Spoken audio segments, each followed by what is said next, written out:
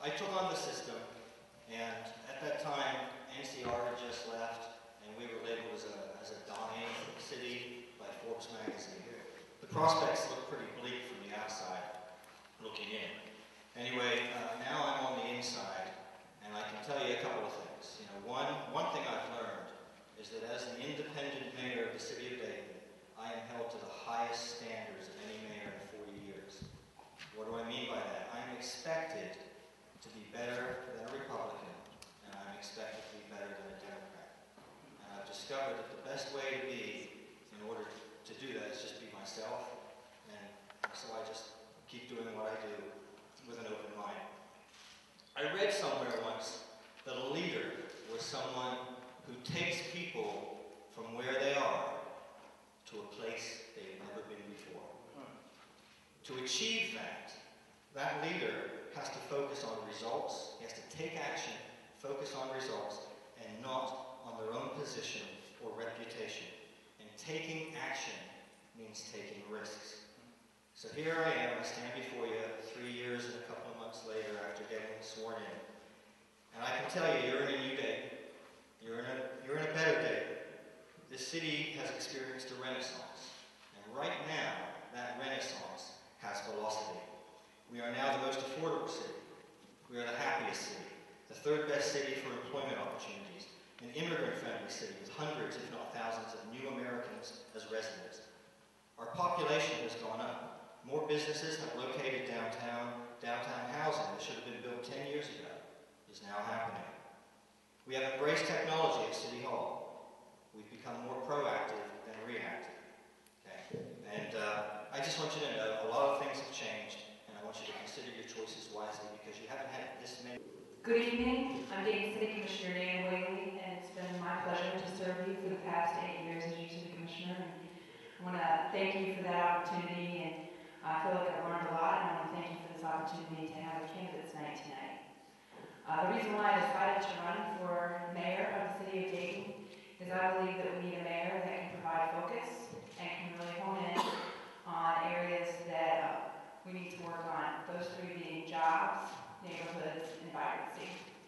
If you go to my website at nanwhaley.com, this past month I unveiled a jobs plan where it talks about leveraging our 8 assets. I just want to talk about a couple of those that I think are very important to me. One being manufacturing. I think that we have a manufacturing base and we should not turn our back on manufacturing. That's why I started a manufacturing task force in the city to work on advocacy and workforce development. Because as a community, if we don't make things here, and we don't start creating things and keep creating things, we don't create a workforce that can grow and really jobs that can really grow and support a family. So I think manufacturing is important. I also think we need to focus in on our education system and make sure that we connect it to the jobs of tomorrow. And I think that is very important when we talk about economic development, that education is economic development. And then I also think that it's important that we work with our small business. And in my jobs plan, I talk about having an entrepreneurial council and a small business council where they meet with the mayor regularly so we can really hear what the issues are with concerning small business. Also, neighborhoods are incredibly important, and there's something that I've worked hard with as city commissioner. Just yesterday, I was really excited that the county passed the legislation to fund the land bank. It's something that I've been working for 5 years on. Passing the legislation and working with County Treasurer Carolyn Rice and Governor Ted Strickland to get that legislation passed yesterday with the county passing that legislation will bring $1 million annually to work in the county to take down properties that are vacant, and then also working to restore and rehab some properties that are viable. So I am super excited about that news, and it's new news today. Thank you. I apologize that I was delayed tonight, but my name is A.J. Wagner. I'm a former Montgomery County auditor, and you may recognize my name just because I had all the gas pumps in town covered with them for a little while. And then I became a judge, and I was a common police court judge. Yes, ma'am. Oh, it's not on.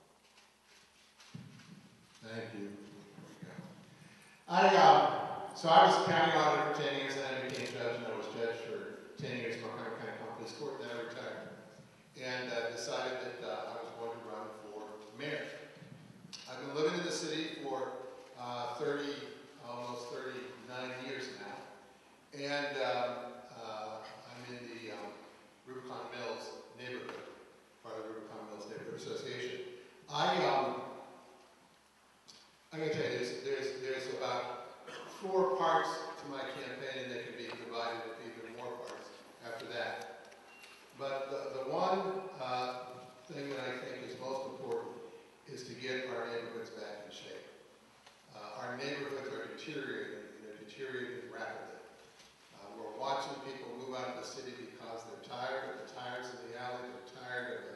housing that's coming down. They're tired of the litter. They're tired of the junk.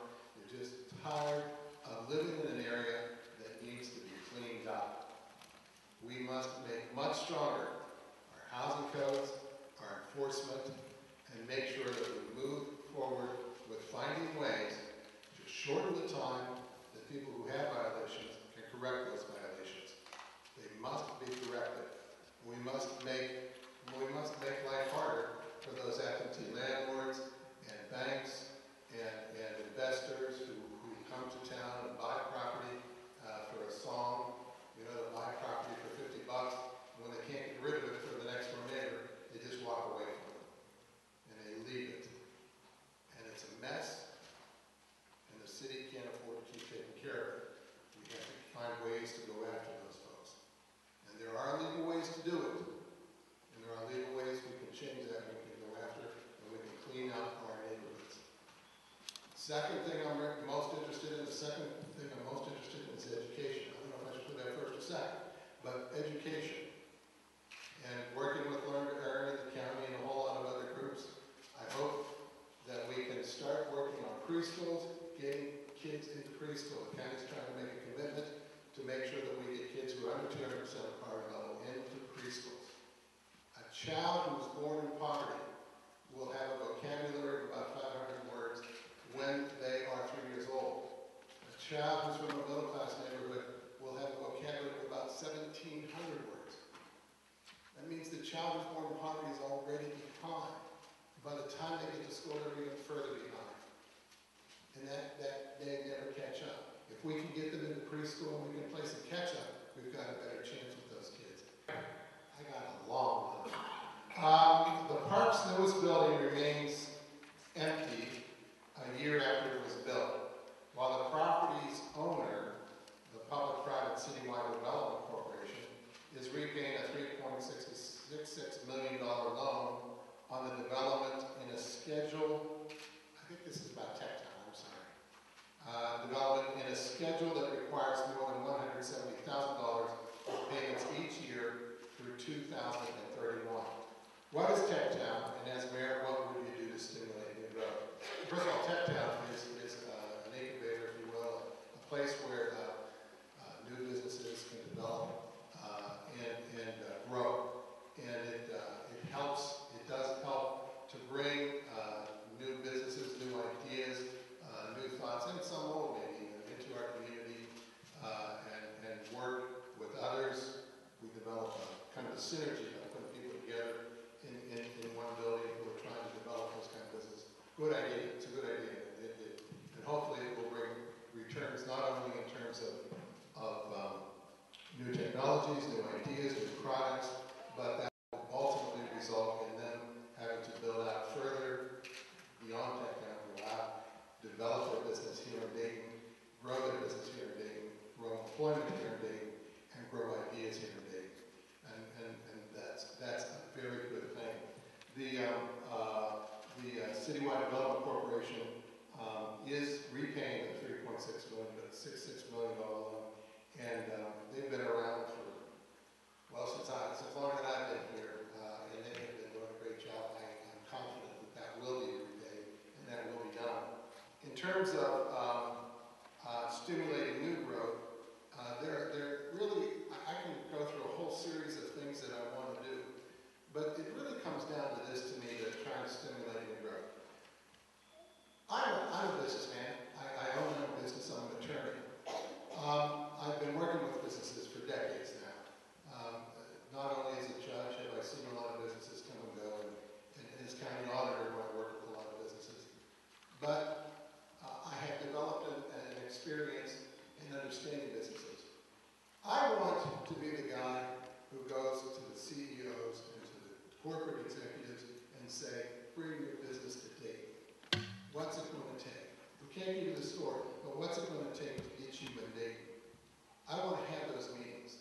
I want to sit down with them. I want to convince them that this is the best deal they can get in terms of cost, in terms of workforce, in terms of quality of life. This is the place where they belong. In terms of distribution, being the center of the largest distribution area in the United States, this is the place where businesses belong.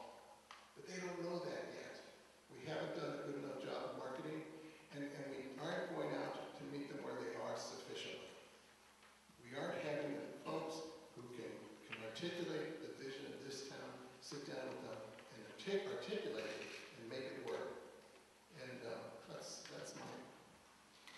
one of my thoughts.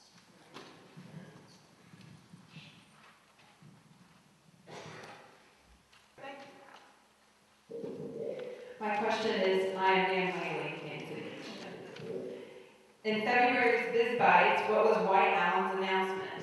White Allen announced that they're the car dealership on Main Street near McPherson Town, and they announced that they would be investing $2 million into that area. And we're really pleased as a city, and the mayor is too, very pleased that a business has decided to invest in the community and move forward and work with both the city and the neighborhood there to grow that business. We're further pleased with the car dealership. There's a lot of retail continues to move out of the city. It's incredibly exciting when we see retail saying not we're going to stay in the city, but we're going to invest and create a better space. I should also mention that Riker on Salem did some investment as well. And so if you're thinking of buying a car, you should really think about buying those cars in the city of Dayton. Thank you.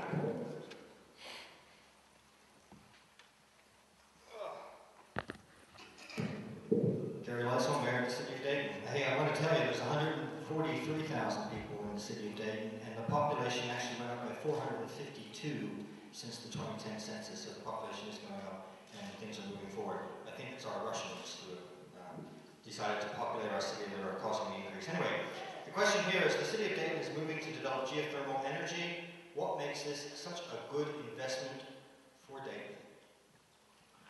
Dayton has water. And we have, I think we're the second largest aquifer in the country, if not the first. And it's the best resource we have, and it's something that we really need to promote. And one of the things that we can do is we can stick tubes in the ground, and the water maintains a certain temperature. And we've looked at doing this downtown, creating these nodes for businesses to tap into. If you have water coming into your building at a certain temperature, then you only have to heat the building, the difference between the temperature of the water and where you need it to be. So it's a great source of saving energy or saving money when it comes to heating buildings. But this is something that Dayton is looking at. We were looking at creating these things downtown so we could get more businesses to come downtown and look at reducing their costs for heating by tapping into these geothermal, I guess they'd be nodes or whatever, or sectors. So it's something we're looking into. We're also promoting green energy in Dayton. We want to become a city with 500. We have this Dayton Regional Green DRG3, which we really ought to call the Green Sky Project, as far as I'm concerned, because that would be a good name for it, better than DRG3. But we want 500 businesses in Dayton to become LEED certified businesses, so that we can lead in the country with this green energy type of label, and geothermal is one of the things that we're already looking at with that. Sit down. 4 questions that were provided to you by members of the West College Board. And the first one, I picked the person first for the question. I'll ask Mr. Wagner, I guess. The uncontrollable home size during this month are but a symptom of the community crying out for help. In your opinion, what can be done to ease the pain of gun violence, unemployment, and a large sense of hopelessness that many of our young people have that are growing up in Dayton?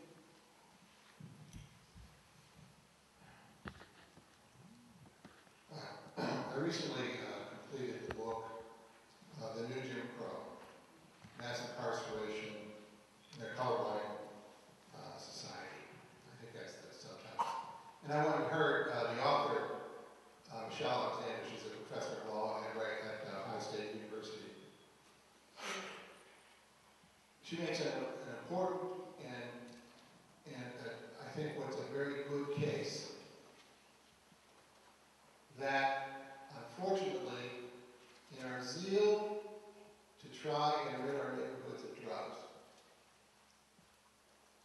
we allow the war on drugs to be fought almost exclusively in our inner city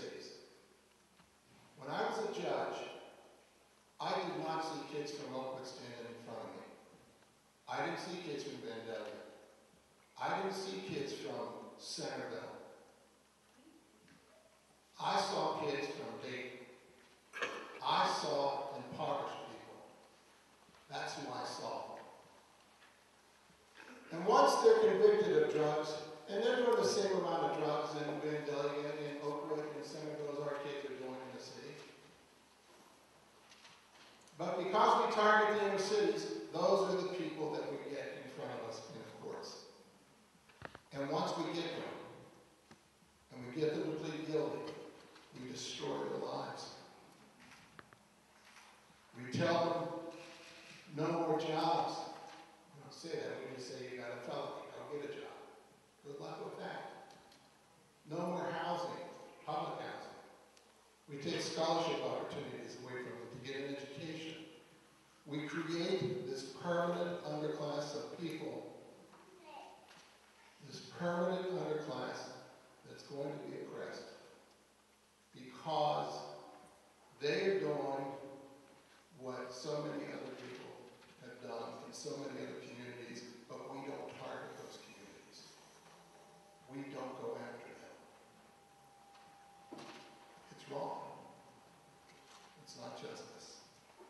If we stopped doing that, if we let our kids who are doing drugs, and I'm not saying necessarily make them legal, I'm not saying that, but if we treated them the same way we treat, first of all, and enforce the laws evenly, and secondly, if we got them and we didn't put these onerous life sentences on them, and they are life sentences.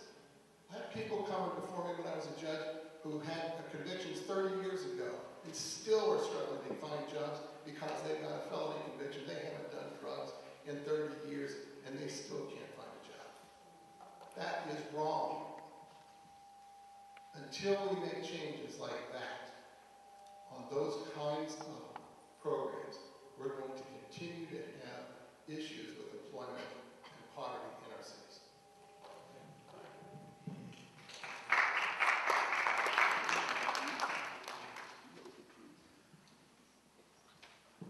The next question, I think, for Ann Williams. David Wesley was captured last night by the Dayton police. He's convicted murder, released from prison in September, and now accused of shooting 2 teenagers, killing one of them. The largest growing population in our community are the men and women returning from prison. Many other prisoners will also be released as the prison system reduces its population due to budgetary constraints. Do you feel that a quality reentry program would have helped Dayton and will help many inmates that will come to reestablish residencies in our community? Thank you, Mary. Yes, and I think that Judge Wagner answered that question pretty well in the previous answer he gave. I also want to mention that as a city, we recognize that ex-offender reentry is a big issue for our community. And so some of the things that we've done as a city, for example, is worked with Dayton Works Plus to create a deconstruction project. And what that does is, while we're taking houses down and reducing, reusing, and recycling those products, we're also teaching ex-offenders to get a new certification again and workforce development so they have a good job history. They're getting paid while they do that, and then they can go on to get a job. And I think that's really what the key issue is here. It's a job question as well. If we go back to jobs, then they find housing, we find housing. We're able to put our kids through college, put our kids, take care of our kids, and get food on the table. So if we go to the jobs point, I think that is a really key part of ex-offender reentry and a way for us to really redefine our community to make sure that we as a city, that's something that we can control and things that we can invest in. The system as a whole can be very frustrating, and I could go on for hours and hours of the things that the state and the federal government does that hurts the city and our ability to redevelop and work through our problems. But we have to be able to invest in our people coming home. Thank you. My question is, I think I'll give it to the mayor. The West Dayton Development Fund are funds generated by the Stony Hollow landfill, tipping fees to be used on projects specifically within the Inner West and Southwest Project Board boundaries. Our community, Inner West and Southwest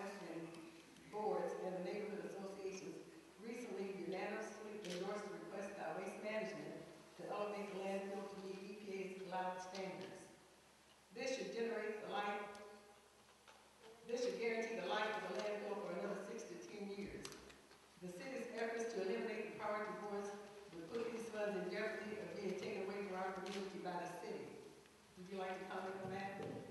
Mary, I told you the other week, oh, Gary was there today. I told you the other week when you called me at my house, and I spoke to you on the phone, that I don't think we're eliminating the priority boards. We're trying to reinvigorate the neighborhoods and try to increase citizen participation at the very basic grassroots level.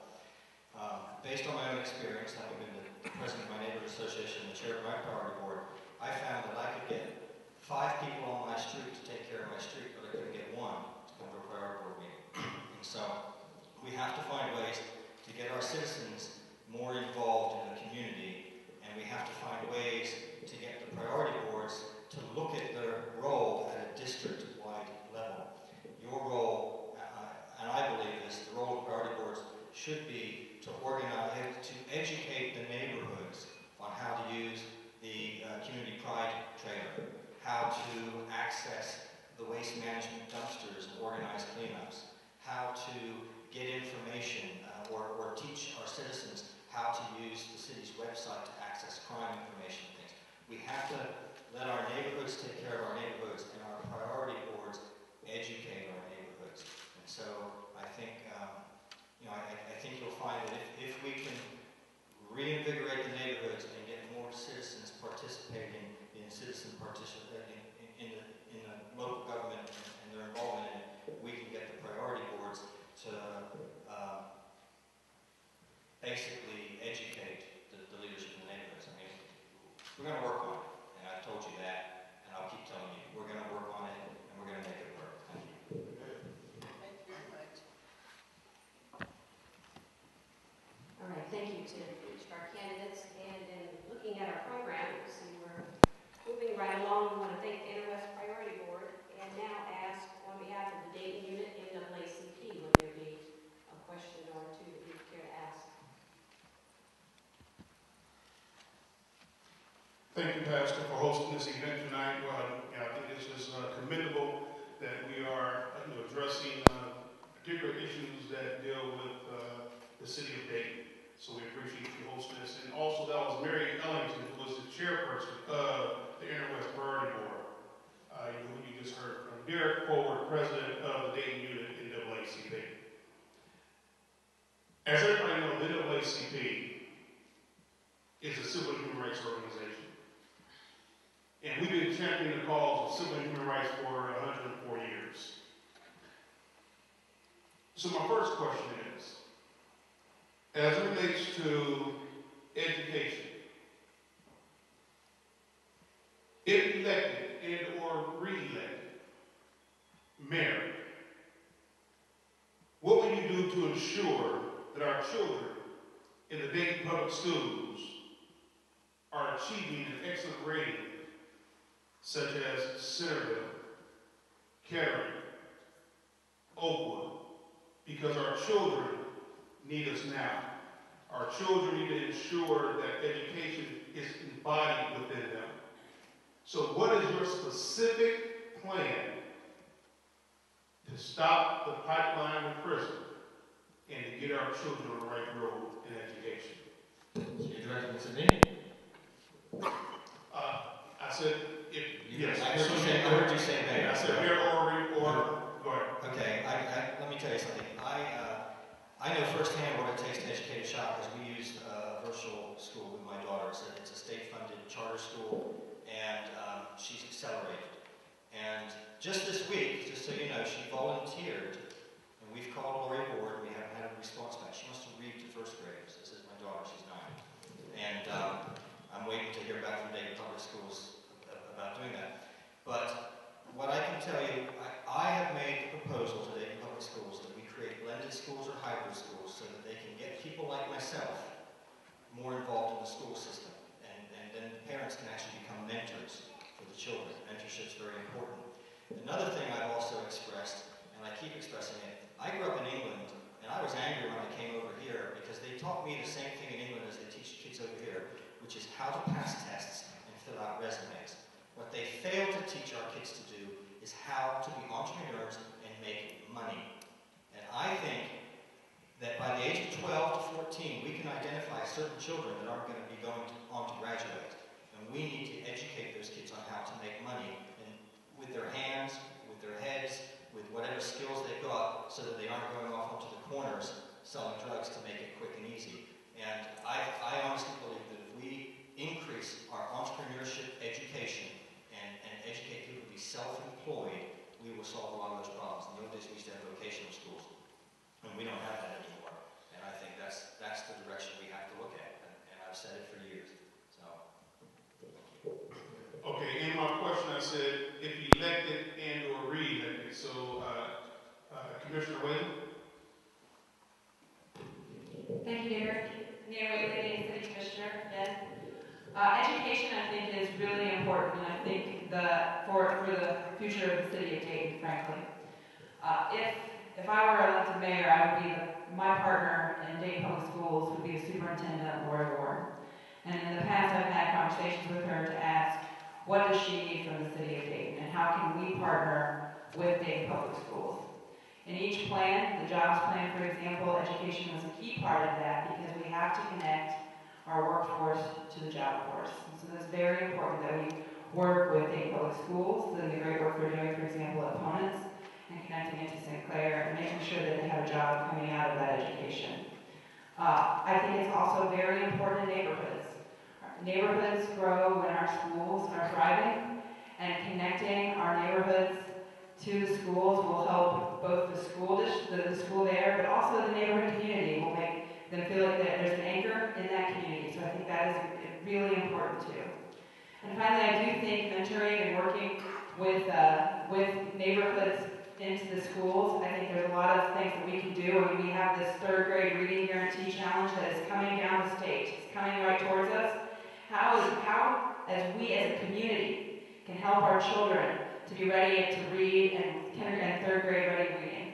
And I think we can do a lot with that by engaging our neighborhoods with our schools and creating a culture of reading across the city. The mayor can provide direct leadership in that effort, but it is really important that we partner with Dayton Public and the superintendent of Dayton Public Schools. She's the champion, and the mayor needs to support her effort in every way. Thank you. Thank you. The NAACP is looking for leaders. And not just leaders, but leaders that have a plan. As you just heard in the very first question, I gave a very pointed question. So what is your specific plan? So with this case, we're going to ask candidate Wagner and candidate Foley this question. The unemployment rates has been staggering for African Americans. Almost double the national rate in almost every metropolitan city throughout this nation, to include Dayton, Ohio. What is your specific plan to create jobs for all Americans and not just some Americans, to reduce the unemployment rate for the African American population? Thank you, Mr. Foley. My name is A.J. Wagner again. The first thing is I'll go back to education, because education is the best anti-poverty, anti-crime, and job development plan we've got. I agree with the others here that have spoken. The mentoring is huge. I'm on the executive board of the Big Brothers Big Sisters, and I'm huge on mentoring. I agree with the mayor. It's not only about going out and finding a job, but it's about creating jobs. It's about using our resources to find ways to encourage young folks and older folks to develop businesses and encourage them and giving them the tools so that they can create their own businesses and create their own jobs. Small businesses are the way into the future.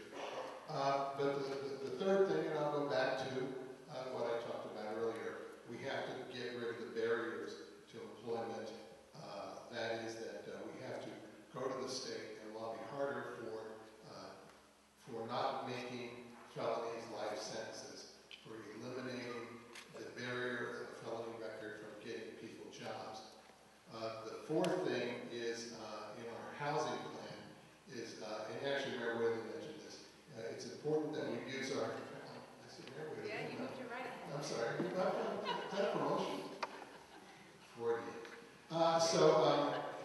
That is, for Commissioner Whaley, what she said is very important, and that is working with reentry folks and others to make sure that we're redeveloping our housing so that we're putting people to work. We're rehabbing houses, where we're tearing down houses. We need to be putting the people to work who need the kinds of jobs that offers. Next to the last question here, and I'm going to go for candidate Wagner and Commissioner Whaley. This is a question for you.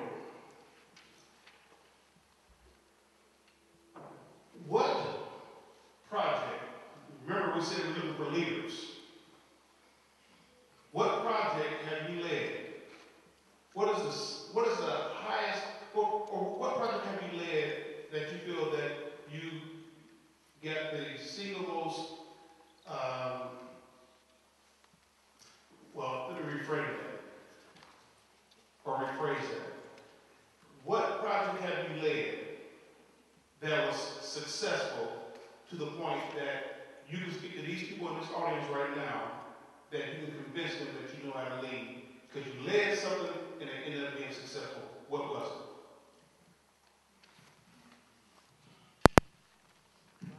For 10 years, I was your county auditor. When I was county auditor, I led a number of initiatives that were unique, that were new, and that were forward-thinking, Mr. Ford. And I'll start with the fact that when I became out county auditor, much like now, the county was facing tremendous financial difficulty. And we used to meet, all the county elected officials, I used to meet and try and divvy up kind of what was left over. We had a pile of $2 million every year that we would divvy up for special projects. And I led a stop to that. Here we were going into debt. We were getting into trouble, and I led a stop to that because it was putting the county deeper into debt when we didn't have the money to do that kind of thing. I led the reappraisal of a new way of reappraising all of our properties. It used to be that when your property was reappraised, you never knew it. You never knew if there was a small ad in the paper that said something about coming down to the auditor's office if you were interested in property values, but it didn't read like that. It read in a way you wouldn't understand it. So you didn't know it until you got your tax bill.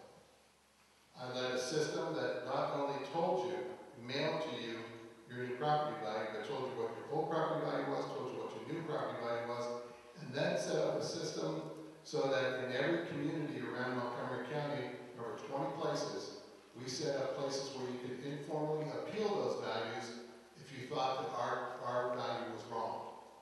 So we gave you the opportunity to question your value. It's the kind of leadership I want to bring into the city. I want to be into every neighborhood. I want to hear your complaints. When we do something and you think we're wrong, then I want to hear about it, because we will be wrong. That does happen. But I need to hear about it so that I can adjust what we've done and correct what we've done and make it right.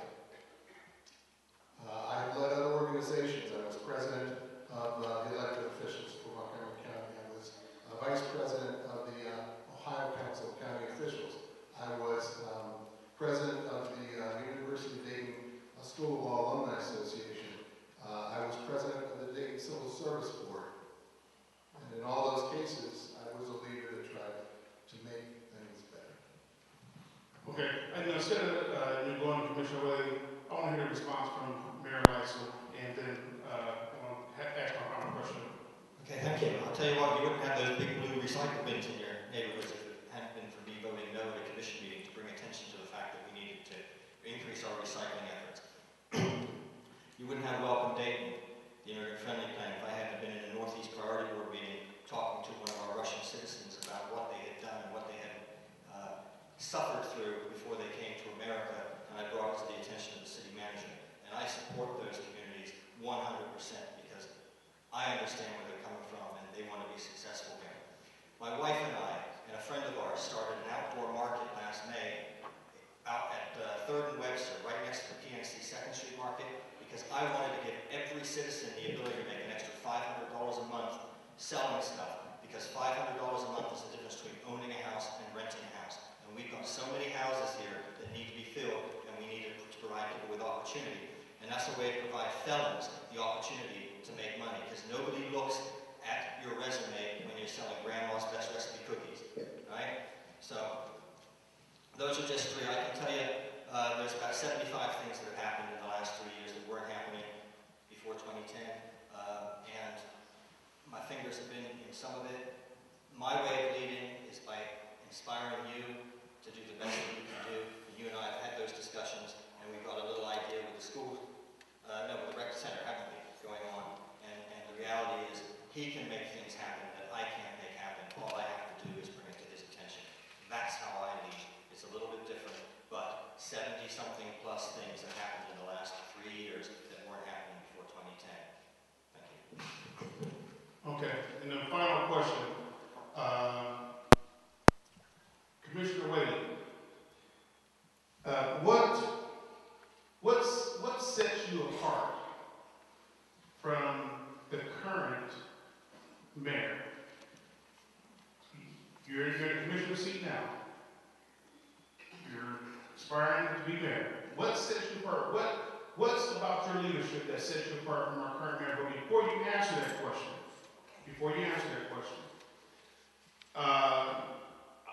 when I think about civil and human rights, because that's the kind of organization that we are, civil rights, SCLC, civil rights. And I understand that Judge Wagner, Candidate Wagner, is a life member of the NAACP. I understand that Mayor Lights is a life member of the NAACP. I understand that Commissioner Whaley is a life member of the NAACP. But I don't know about Foley, I don't know about Gregory, and I don't know about Romano. Are you three life members of the NAACP or members of the NAACP? No. No. I haven't had any membership, but I've always tried to be inactive. Not inactive, but active So in no? some of the community. No. Okay. And how about you, sir? Not a lifetime. Are you a member of the NAACP? I was membership in Los Angeles County. Say again? In Los Angeles. A while ago? I just moved back from Los Angeles. Or you just moved back? Right. Okay. All right. Go ahead, Commissioner Whaley, and we'll wrap up with that with our questions. Thank you, Mr. Forward. Mayor Whaley, Dayton City Commissioner.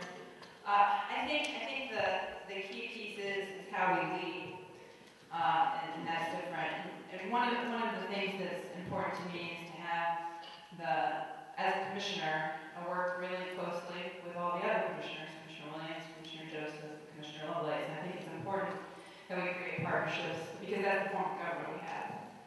So I think that is the really key point, is that, listening to fellow commissioners and listening to the community in that way is the big difference. Also, I think it's the things we've chosen to lead on. I'm hoping you were going to let me answer the other question, Derek. So, I'm really proud of the leadership I've provided as a commissioner, creating the manufacturing task force, recognizing that no one was talking about manufacturing in our community, stepping into that role, having the NAACP at the meetings, labor, business community, Dayton Development Coalition, Sinclair Community College, all come together to say what can we do to advocate for our region and create a culture for manufacturing, which is so important to our community. That's leadership. It's bringing people together. I'm proud of the work, like I mentioned in the beginning, with the land bank legislation. Greater Ohio, which is a nonprofit group that works on policy issues for Ohio, said that if I hadn't come to the table as a city elected official, that legislation wouldn't have passed in the manner that it passed in the legislature. And I'm really proud of that. It was only one of 5 bills passed in my 2-year budget, so that's leadership. And I'm really proud of the work we do to create walkable and bicycle-friendly communities. Creating a task force and a bike walk committee. I see some people that work on it with me here in the room today, because it's a social justice issue. 1 out of 4 people in our community do not have access to a car. We need to make sure that we can make connections across our city. And it's also good because it brings young people into our community, which is what we're trying to do. So as a commissioner, I've shown how I have led. I think it's very important that we work together and create partnerships. And we have to recognize as a city, we don't do anything alone anymore. It's all about creating partnerships and creating opportunities with our fellow commissioners and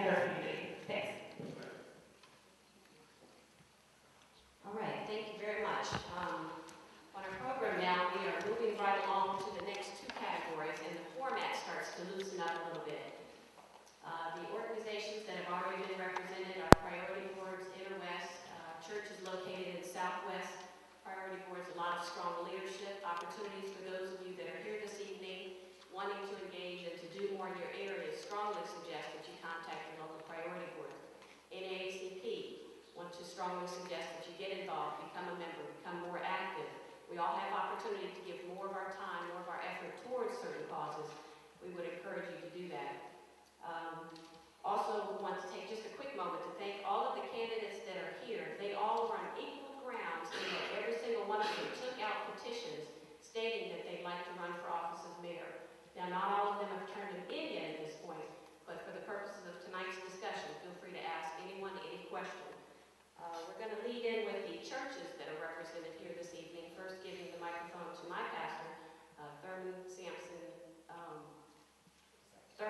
Sampson II, and to ask him to start, I'm going to hear about that later, I'm sure, to ask him to start out asking the questions that he wished, and then I'll allow him to pass the microphone to the next pastor or representative of the different churches that are here, so feel free to ask away. And again, we're going to keep the same format.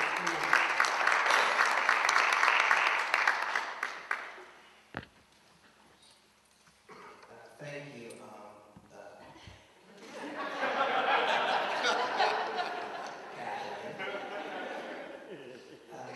This is really important for us, and in our community, there's blood that's crying out. And I would like to start with our mayor for this particular question. The murder rate in our city is staggering. It appears that guns are the #1 tool used to cause murder. What is your stance with our current gun laws? And what can you do as mayor to curtail gun availability? And how can you respectfully converse with other constituents that may disagree with your views? Gary Lessel, Mayor of the City of Dayton. I think I've already done that. When I was at the U.S. Conference of Mayors in D.C., they got me on TV saying that I support Obama's gun laws. I grew up in England. I did reenacting of the English Civil War reenacting. And in order to own a musket, I had a shotgun license. And they only issue so many shotgun licenses per square mile. Now, I believe that people have the right to bear arms, but I do believe that certain people shouldn't have access to those certain guns. I mean, and that was the comment that I made to the media. So, to elaborate, if you want to own an assault weapon, maybe you should pay more for the right to do so. So it's not so easy to have access to one. If you want to own those expandable clips, you should have to pay more to have the right to own them. So it'll reduce the numbers. I took a beating from the right-wing people who believe that you should, have the right to bear arms and own any type of gun you want. But I think in this country you're not allowed to own a cannon, you're not allowed to own a tank, and you can't own flamethrowers. So those are already banned, so there might be certain things that we should do. Now, I was talking to Joey Williams just this morning. When America wanted to reduce smoking, they taught kids that it was no longer cool. Maybe we need to do some stuff to teach kids that it's no longer cool to have a gun. We need to change the culture. And I made the comment, maybe you need some really nasty, dramatic commercials where kids are messing around with a gun, it goes off, somebody drops on the floor, and everyone says, dude, that ain't cool. I'm just throwing that out there. But I mean, that's what it's going to take. So I think we need to start telling our kids, it ain't cool to have guns, just like it's no longer cool to smoke.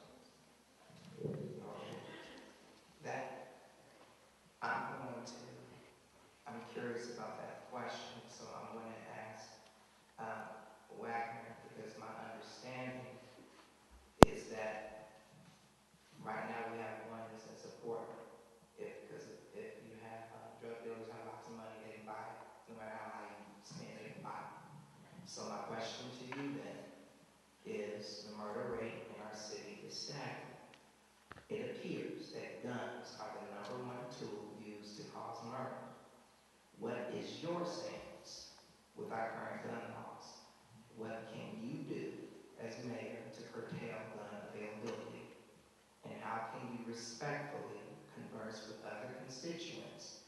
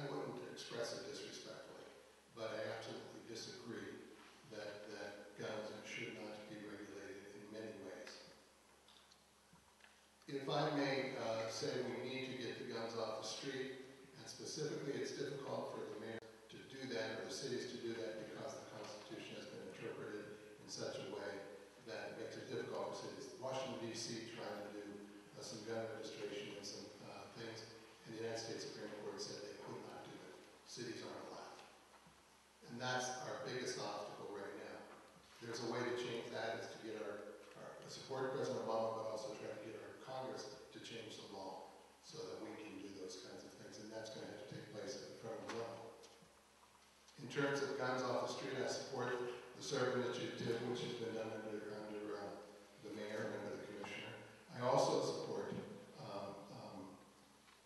I'm on the board of the Artemis Center. If you look at gun violence, all over gun violence, 2/3 of our gun violence involves suicides.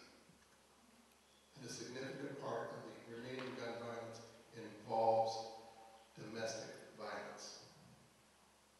These are domestic violence situations.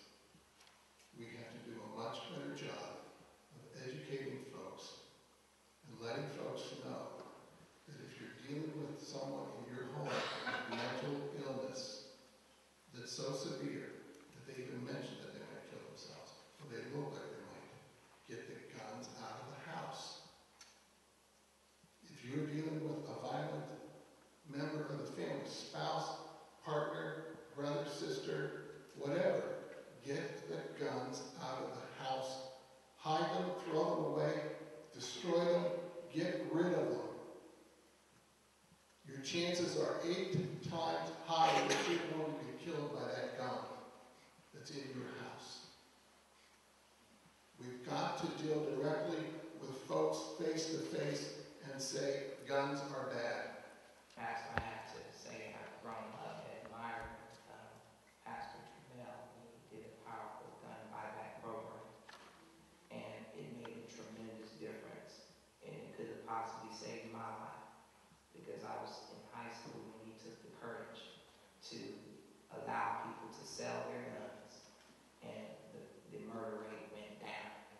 And I want to tell you in front of everyone how much I respect what you've done in that era. I just wanted to commend you for that. But I have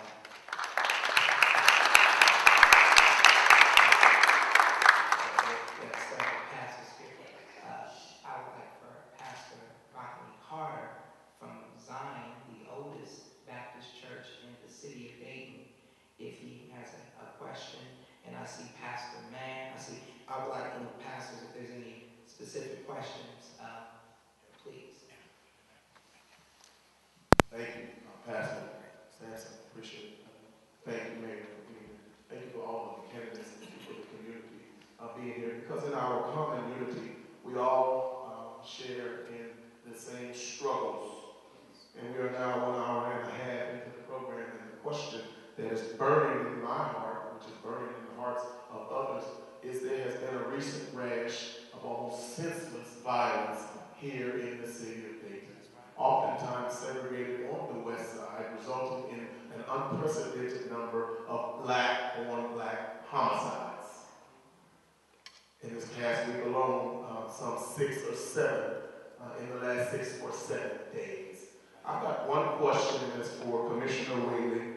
If elected mayor of the city of Dayton, what specific steps might you take to curb the senseless violence on the west side of Dayton as it pertains to the African-American context? We are seemingly killing one another at an exorbitant rate, and I'd like to know what steps might you take in regards to partnering with the police, the local churches, and trying to curb the senseless violence that seems to be permeating across the city of Dayton. Thank you for the question. This is something that gives, I think, the entire commission great pause, and we talked about it again this morning at commission meeting. I support really Commissioner Williams' effort and leadership on this. I think he's been fantastic. We recently moved the Citizens Initiative to Reduce Gun Violence into the Human Relations Council. And I think it's really important that we did that because it will give us sustainable funding. This is something that we must continue to work on and never say the problem is solved, because it will never be solved if we're not continually out in the community, continually talking about how we will not accept violence in our community. I think that's really important. So the Citizens Initiative to Reduce Gun Violence and continuing to make police-community relations a priority. We've made a committee so we can have those open conversations, and we need to have those conversations in good times and in hard times, like right now, which is a hard time this past week. I also think that the mayor can take leadership by really being a true leader in the Mayors Against Illegal Guns. That is a great organization. Mayor Coleman is a huge leader in it, and we can have more leadership in that organization. And if I were elected mayor, I would be sitting at that table on Mayors Against Illegal Guns. I have picketed and worked against the gun show loophole, these weekly events where you can go and just trade firearms freely. If we got rid of the gun show loophole, just that, if we just got that, if President Obama just got that, that would make such a difference in our neighborhoods and our communities. So I think there are things that the mayor can do to show real leadership on this issue. And we're seeing local communities. This isn't just Dayton alone. We see this in Chicago. We see this in Cleveland. But we see when we say we won't take it, we support President Obama's initiative. Our mayor is with Mayors Against Illegal Guns. We're not going to do the gun show. We're not okay with the gun show loophole, and we're going to speak out against it. And having an assault weapon is not okay, regardless. I think those are the actions that we could take if I were mayor. Thank you. Pastor Man, Rocket, Missionary Baptist Church. Sampson, all of you, I have two questions tonight. I want to ask you, all the candidates, but I want to direct this to Mr. Wagner. How are you going to help us stop violence before they hit the gun? Before. See, our focus in our churches is to stop it, and we need help. We have God, but we need your help. Very good point, and we need your help. When I was judge, almost never saw in front of me an individual who had an education, who had a job, who had God. They didn't stand in front of me, pleading guilty to things.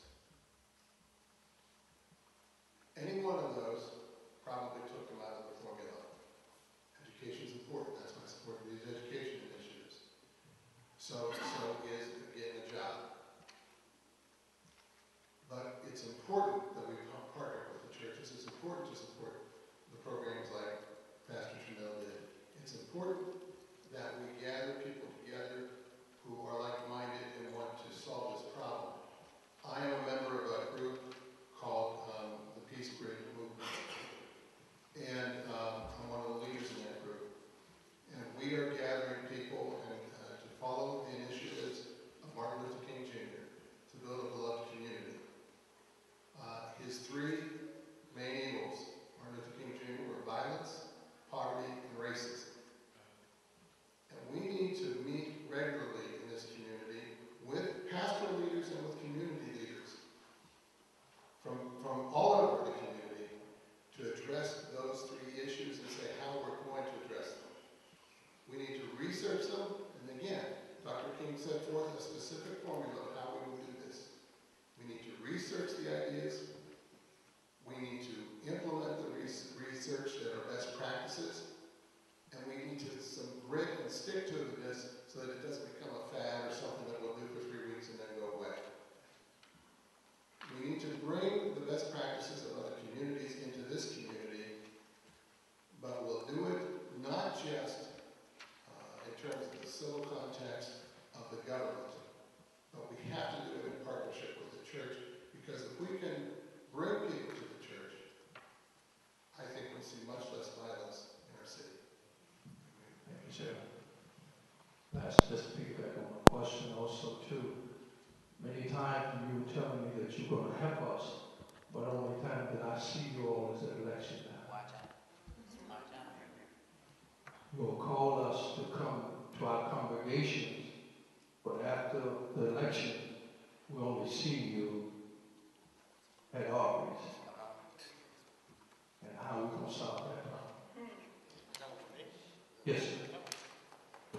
You know what? When churches call me to come out, I generally come out. So it's not a case of only coming out election time.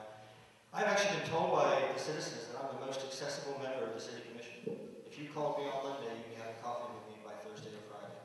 So I didn't know you wanted me here. I will tell you that in my defense. You want me to come? All you got to do is call, say, hey, we'd like the mayor to come out. We're going to have this event. I'll show up. There's people here nodding their heads. I mean, there are people who know that I'm extremely accessible to our community. And I'm out and about, and I'm at all the festivals, all the neighborhood things.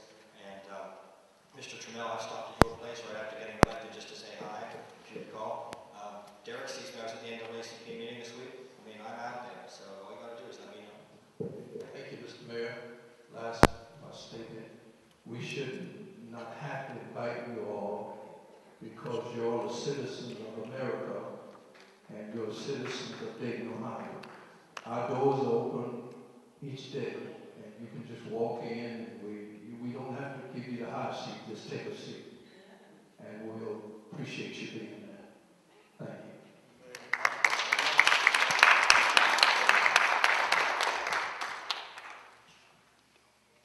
Pastor Janelle.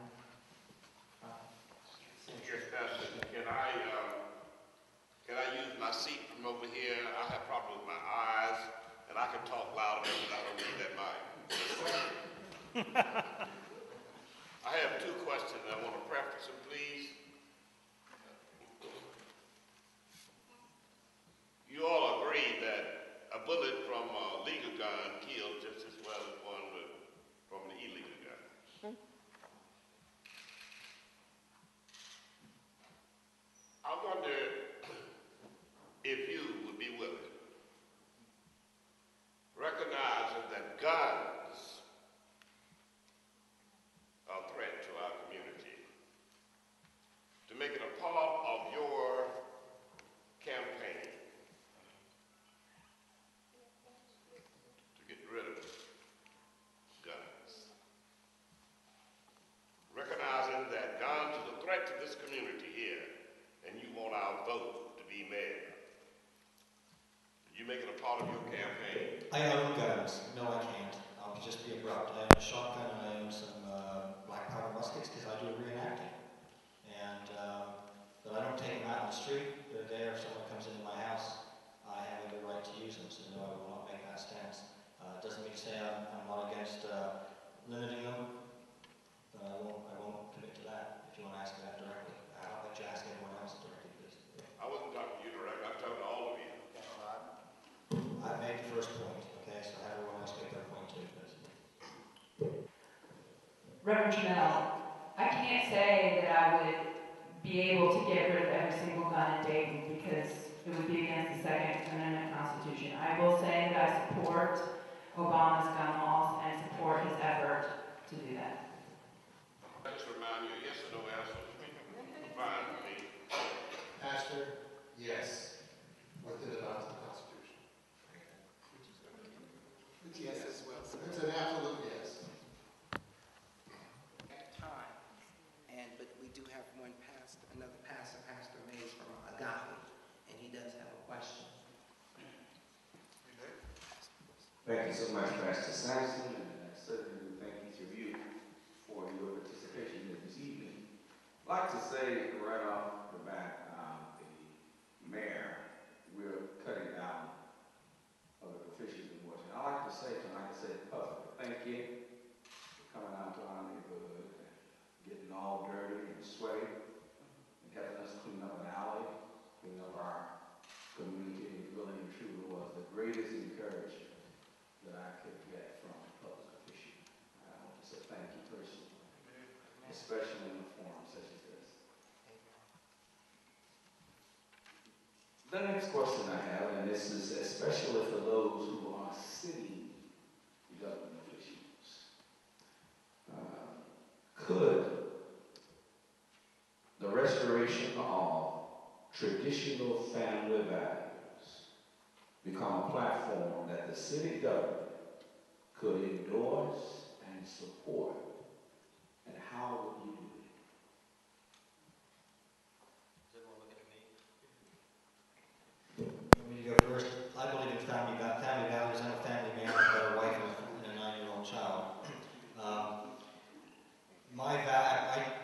try to lead by example, and I've been criticized in the past because I take my child with me to events, but I will make it very clear that one of the biggest problems in this country is men are not involved in the lives of their children. And I take my daughters to those events to set an example, to let people know that it is okay to take your child to work. It is okay to have them involved in your lives. And so I lead by example. However, I cannot impose my moral standards on others based on circumstance. So I'm doing my bit by leading by example and coming out and doing alley cleanups unannounced and just showing up and helping out. I do that because to do that from the heart doesn't make it about me, and I don't have cameras there making it about me. I do it because I want to do it and I want to lead by example. So I'm doing my best. Thanks.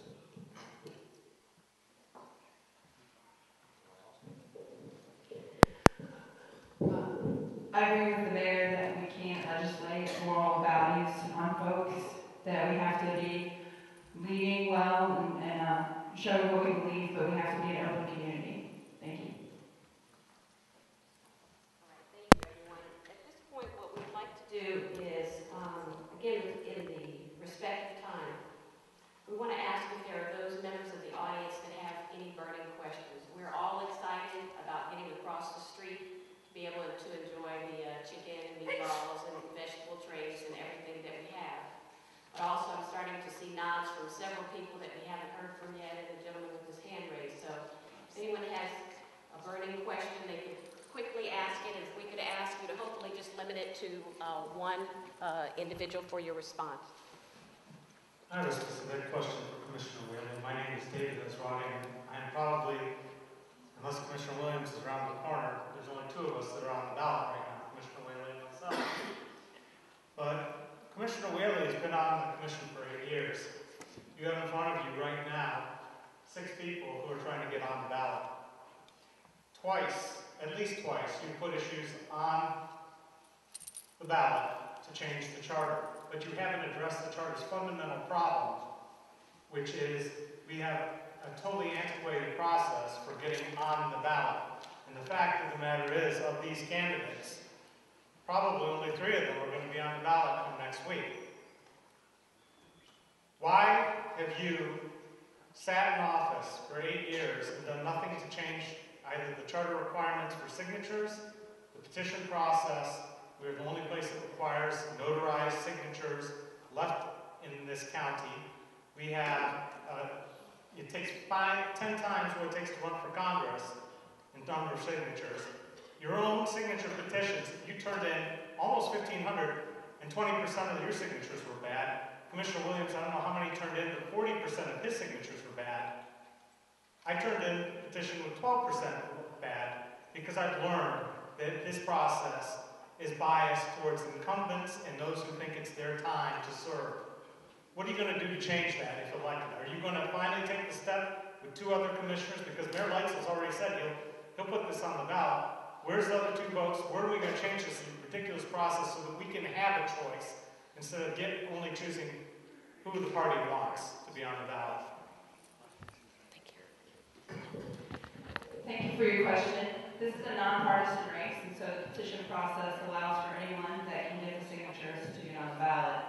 There's no, with Congress, for example, a Democrat endorsed candidate needs 25, but an independent needs thousands, I think. So it depends on that, and I think that's the reason why we have the same rules for everyone, regardless if they're endorsed by a party or not. I do agree that the notarization process is obtuse and is something to be looked at, but I think that we need to take this job seriously. And so going door to door and talking to candidates, talking to residents about why you want to run, I think is healthy. It's how I got my signatures, just like you got yours. And I think it's important to know that this is a big city and that we have a lot of people to represent. Thank you. All right, I'm going to give the microphone to Derek Ford with NAACP, and if there's anyone else that has a question, if you could just give me a slight, okay, gentlemen.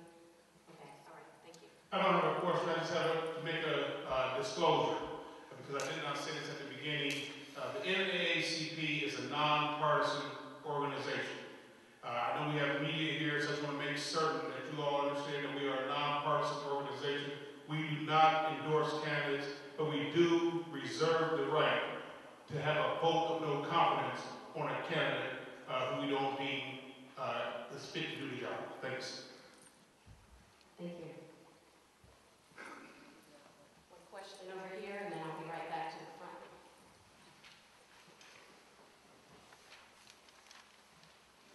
Hello. I have one question pretty much. My question is in regards to the small business assistance. And the question that my child posed to me in a store, on the west side of town, when we go into stores, there are no black-owned stores on the west side of town. So when we went to the store, my child didn't understand what the person in the store was saying. They were speaking in their language. And the question was, why don't they speak English? And I want to know what our mayor's going to do to get our own children. I think we talk about guns and all that stuff, that's so bad. One, I think if our children start seeing us in businesses and us moving forward and us making things happen, then it won't even get to that point that we're talking about guns.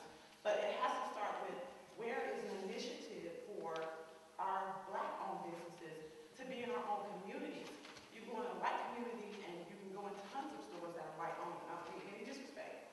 And when I say nationality, when we go to a store, there's, I don't know if they're Chinese, I don't know if they're Arab, but generally there are no stores that are going with my children that are black-owned where they see us actually running the business. So I want to know what the mayor's going to do in regards to putting some initiatives into our school, even if it's a little something in the preschools where they run their own little business so that they get that start in life to know that that's a possibility.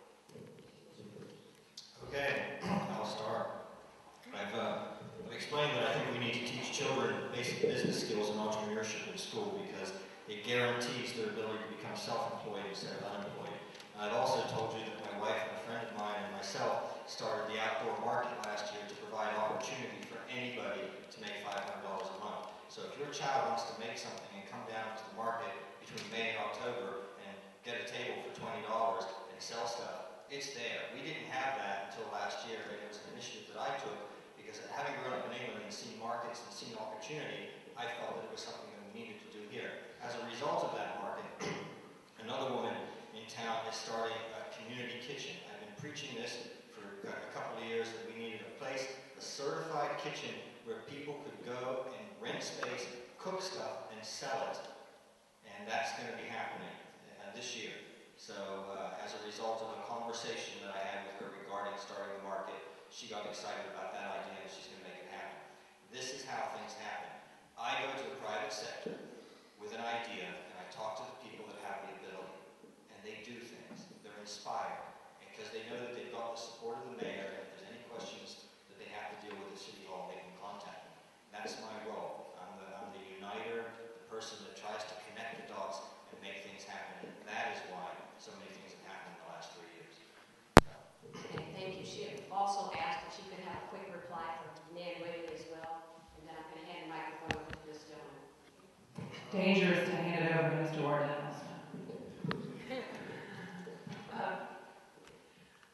One of the things that we got done this past year that we're really, I think, pleased about is opening up the Minority Business Center and the Small Business Center over with the Human Relations Council. And that's really one of the first efforts that it was not funded for many years, and we were able to get funding from the state to make that happen. So you have a business idea, there's help to get your business up and running, and I think that's number one. So we have a specific place where you can get initial help. And then also, I think, well, like I mentioned at the beginning, I think some of you were here, I put together a jobs plan and I talked about having an Entrepreneurs Council and a Small Business Council. And really, that is so, I admit I'm not a small business person, but we need to listen and we need to recognize that that's very different than running the nonprofit hospital. And how can we really be helpful to make sure that we can help jobs grow? And so that, I think having that entryway as mayor, so we have a council that's listening to that, I think is really important. So thank you for your question and concern.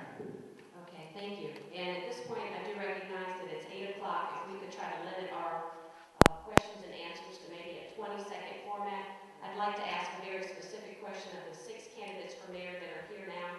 How many of them, by show of hands, will give us a commitment that they'll come across the street and enjoy a meal with us, that we can get to know you a little bit better? Thank you very much. I'm John Moore.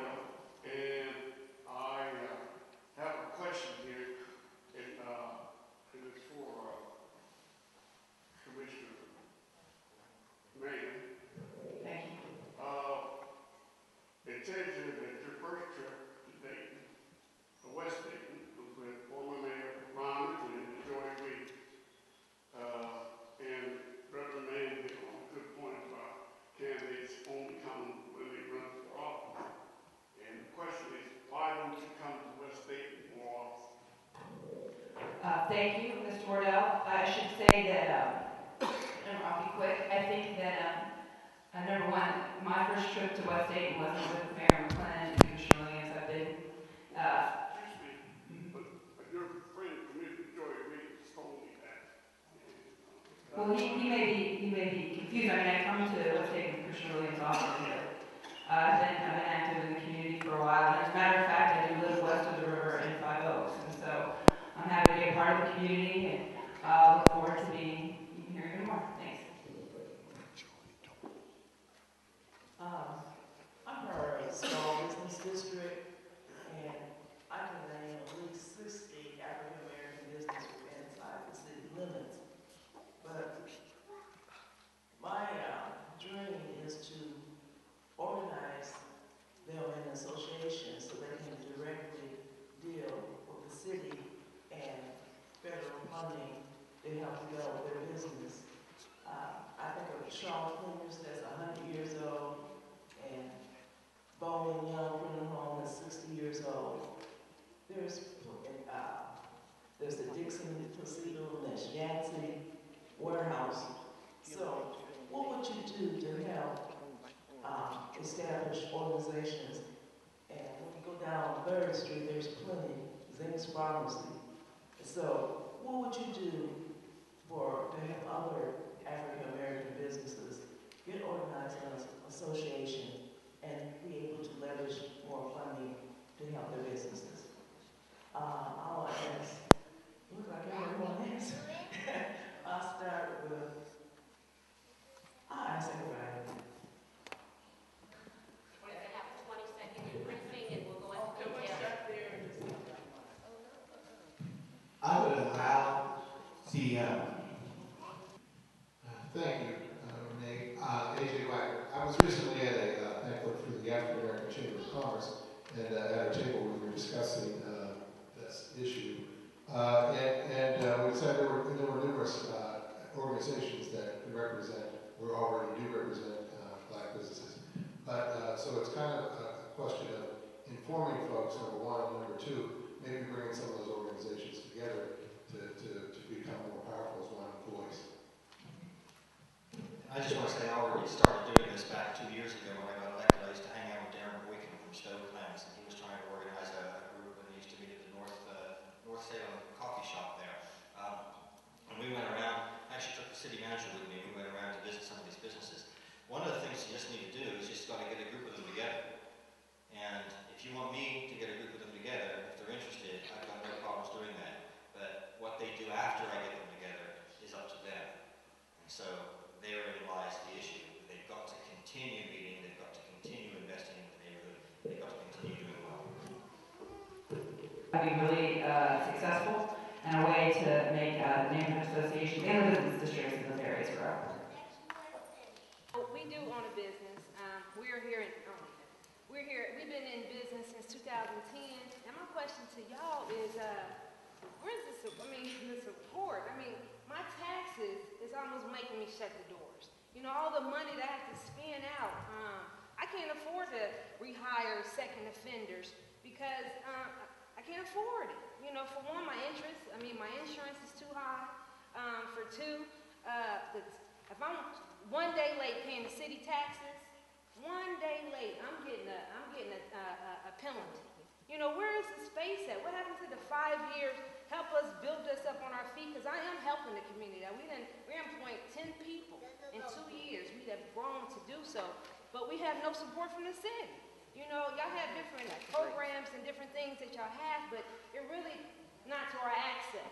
You know, nobody's really coming to you know, and I've been to the meeting down at Northwood Platte, down at the coffee shop. I went to those, and they gave us information, but it was no information I could do anything with. You know what I mean? It's not really helping me. Then you asked me to hire back the second-time offenders or people who need a second chance, and we hire those. We have no problem with that because we know they have opportunities to be better citizens.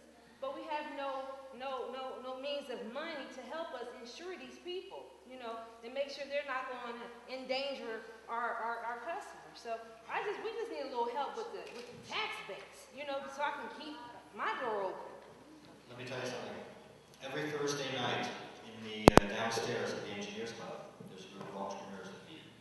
And I show up. What are you doing tomorrow night? Big entrepreneurs club if it's interesting. If you want, I'll take you there. And I'll introduce you to some of the local Dayton business people, and they may be